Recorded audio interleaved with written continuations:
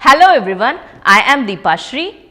In our last class, we discussed about describe the function of energy meter, explain the operating mechanism in energy meter, state the common errors that occur in single phase energy meter, explain the various adjustments for compensation of errors in energy meter. In this video, the topic is about dismantle and assemble electrical parts of various electrical appliances, example cooking range, geyser, washing machine and pump set. Objectives. In this class, we will learn about state the techniques used to dismantle and assemble electrical equipment, explain the cooking range dismantle and assemble method, state the dismantle and assemble method of geyser, explain the washing machines dismantle and assemble methods, state the dismantle and assemble methods of pump. There are several techniques commonly used to dismantle and assemble electrical equipment. Some of these are powering off and disconnecting. Before dismantling any electrical equipment, it is important to power off the device and disconnect it from the power source. It helps to prevent any electrical shock or accidents during the process. Using proper tools. It is essential to use appropriate tools to dismantle and assemble electrical equipment. These may include screwdrivers, pliers, wire strippers and specialty tools such as voltage testers and circuit board removal tools. Following technical manuals. Most electrical equipments comes with technical manuals that provide detailed instructions on how to dismantle and assemble the device. It is crucial to follow these manuals and any specific guidelines provided by the manufacturer. Organizing and labeling. In the process of dismantling electrical equipment, it is advisable to label and organize the components systematically. This helps in easy identification and tracking during the assembly. Documenting and photographing. Taking pictures and documenting the dismantling process can prove to be beneficial during reassembly. It ensures all the components are correctly placed and connected back to their original positions. Handling with care. Electrical components are delicate and sensitive to static electricity and physical damage. It is important to handle them with care using proper anesthetic measures and avoiding unnecessary force while disassembling or reconnecting.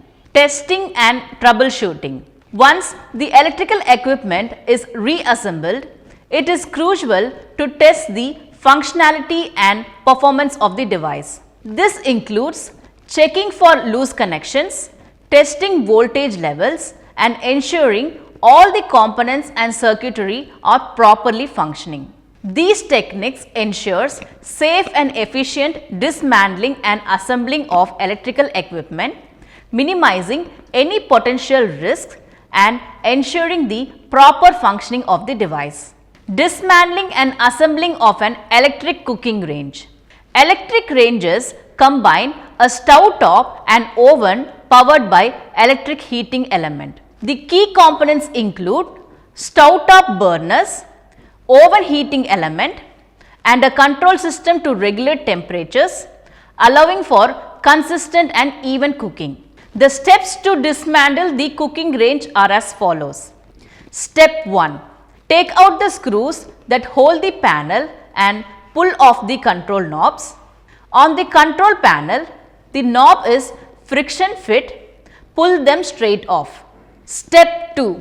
Remove the back service panel on the control panel by backing out a series of screws around the edge of the panel. To remove the front panel, take off the control knob and remove a series of mounting screws that hold the decorative panel to the frame. Step 3. To gain access to the burner assembly, remove the burner grates and then the top of the range. The entire range top should either be lift up or off the range or open up and back on hinges. The oven doors can be usually removed by pulling it straight up of the hinges on the both sides of the door. Step 4. If the surface light of range burns out, remove the retaining screws and panels as necessary to gain access to the bulb. Step 5. If the oven light burns out, unscrew it and remove it from the oven. Replace the burnt out bulb with a new one with same wattage made for oven use. Dismantling and assembling of a geyser. The standard tank type water heaters is found in most homes and with just little maintenance provides years of trouble-free operation. Unlike tankless water heater which has no storage tank, the tank type water heater heats the cold water and stores the hot water until it is needed. If the power is being provided to the electric thermostat, replace the thermostat or heating element. Undo cold water inlet and pipe nipple and remove dip tube. Check condition and replace if required. Replace sacrificial anode rod with magnesium anode rod. The anode rod is available from plumbing supply house. Reduce the thermostat setting to prevent tank overheating and open temperature and pressure relief valve. Inspect the bottom of tank by looking through the combustion chamber. If the water mark or heavy rusting is noted, or if the water is noted setting in the combustion chamber bottom, then the water heater needs to be replaced. Dismantling and assembling of a washing machine. Disassembling a washing machine may seem like a daunting task, but with right tools and careful approach, it can be a straightforward process. Whether you need to repair a faulty part or simply need to clean your washing machine thoroughly, this step-by-step guide will help you to take apart your washing machine safely and efficiently. Step 1. Preparation. Before you begin the disassembling of your washing machine, it is crucial to turn off the power and unplug it from the wall. Water connections should also be switched off and any excess water should be drained. Step 2. Removing the control panel. The control panel is usually located on the top of the washing machine and is held in place by the screws. Carefully remove these screws with a screwdriver and set them aside. Gently lift the control panel to access the wires that connect it to the machine's inner workings. Step 3. Take out the tub. The tub is the heart of the washing machine and can be accessed by removing the back or front panel depending upon the model. This step may require extra caution as the tub is heavy and may contain residual water. Use wrench to disconnect the hoses and other attachments, then gently lift the tub out of machine. Step 4. Disassembling of motor and pump. The motor and pump are usually located in the bottom of the washing machine. They are connected to the tub and rest of the machine by belts and hoses. Use a wrench or plier to disconnect these connections, making sure to label or take pictures for easy reassemble. Once disconnected, you can remove motor and pump. Step 5. Clean or repair. Now that you have dismantled the necessary components, you can now clean them thoroughly or repair its faulty parts. Make sure that you follow manufacturer's instructions for cleaning and maintenance. Dismantling and assembling of a pump set.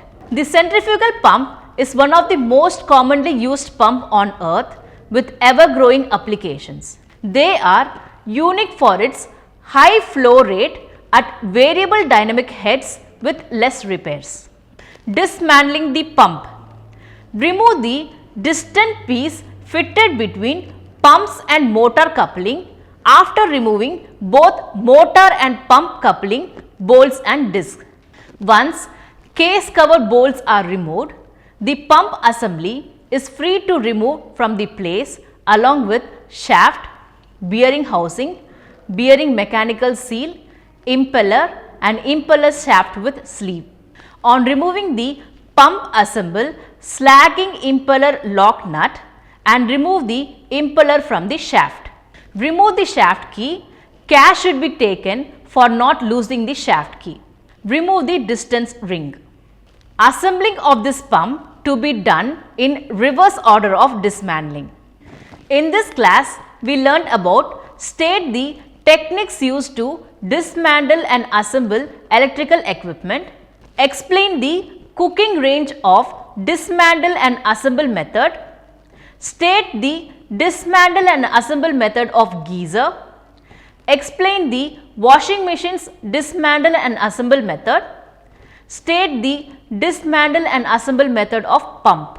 I hope you all understood this topic very well. Thank you for watching and we will meet in our next class.